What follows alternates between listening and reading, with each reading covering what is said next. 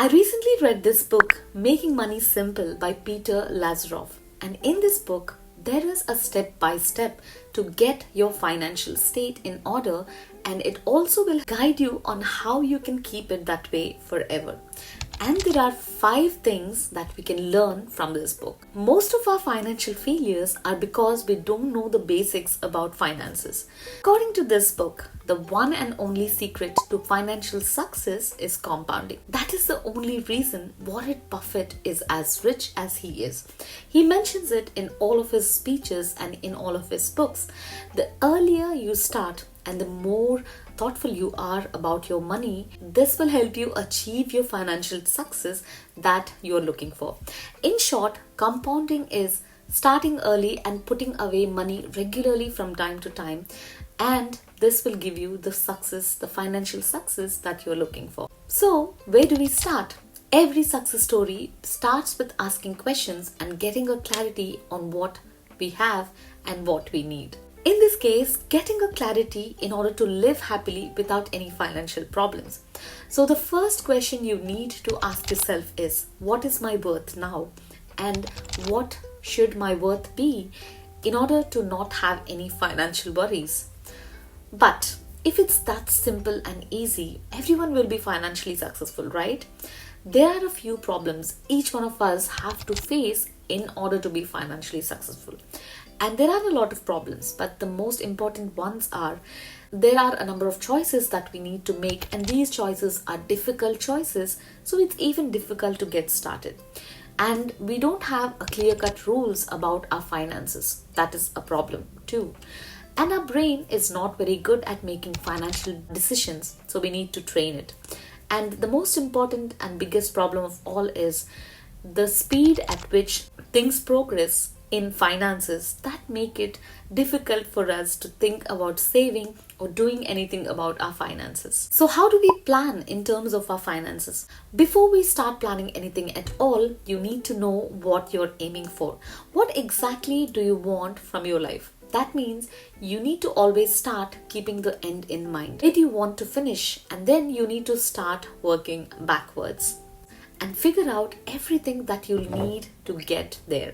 And this also includes defining your financial goals. They should be categorized into 3 types. Number 1 should be your short-term goals. You need to write down all these goals. Your short-term goals is something you want to achieve within the next 1 to 5 years. It can be anything like saving more or getting a job with a higher pay or saving for the future. Next should be your intermediate goals. These are the goals which you can achieve in the next 5 to 15 years.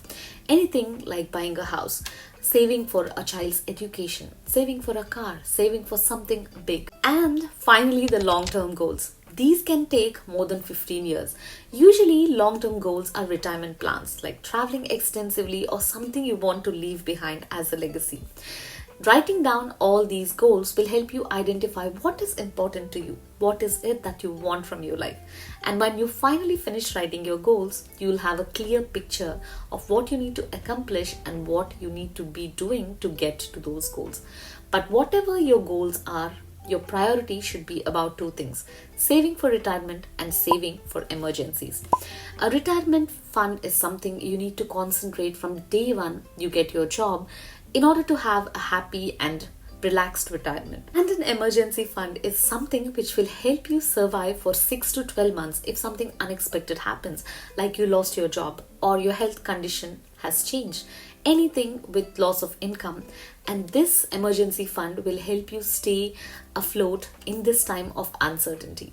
These 2 should be part of all your financial goals. Before we start saving anything at all, we need to know where our money is going. We need to prioritize spending on experiences rather than on things. Going out with your friends, family, or going on a vacation with your family or friends, or going out just for a dinner.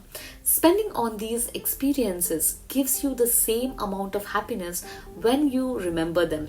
even the memories give you the same amount of happiness as the experience. So we need to start prioritizing spending on experiences rather than spending on things where the happiness is momentary. We need to start prioritizing spending money to improve our efficiency. That is, we need more time to spend on ourselves. Saving early and saving regularly is the biggest secret that even Warren Buffett advocates, and the only big secret that we are ignoring when it comes to money. So wherever you are in your financial journey, it is not that hard to start over. It's not that hard to start saving. Start doing these basic things to get your financial house in order. So I hope in this video you understood what you should be doing from now in order to get your financial state in order and keep it that way. So I'll see you in this video right here. Until then, you take care.